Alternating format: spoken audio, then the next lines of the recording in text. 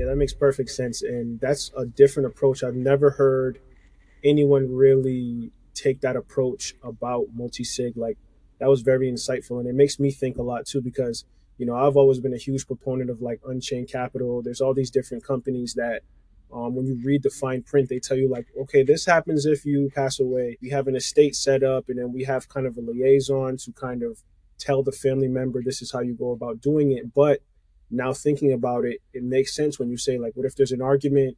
What if someone's being nefarious? What if the lawyer that you're using for the estate takes the keys and runs off with them, takes the instructions and runs off with them? There's so many different factors there that like I think a lot of Bitcoiners probably don't think about. So thank you for giving that insight. I think that'd be really helpful for people inside of this ecosystem. Yeah, that's precisely what I was referring to. And I mention these things because I've seen them happen.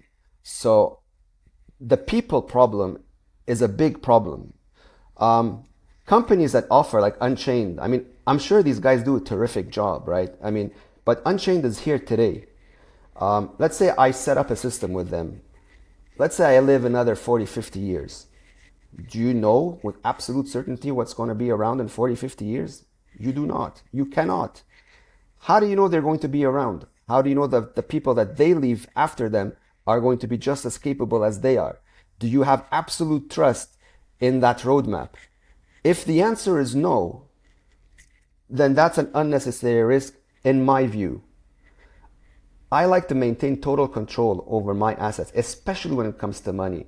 And if I'm going to be working with someone, I need them to be able to maintain total control over their money as well, on their own, without having to need the need to have anybody else's help. And if you're leaving it for kids, like if you have kids or a wife that, you want to make sure can access your assets, well, then I'm going to make sure that they sit down and I'm going to repeat the process, the educational process for as long as it takes until it becomes cemented in their DNA how to use it, and then they will pass on that knowledge in a similar fashion, to whoever they leave it behind. So there's many ways to approach this. Now, in certain situations, multisig is a must. There's absolutely no trust amongst the entities, whether it's a big business, whether it's a trust. I don't know. There's certain situations where you absolutely have to use it because there's no other way. In that case, okay, fine, you can do it.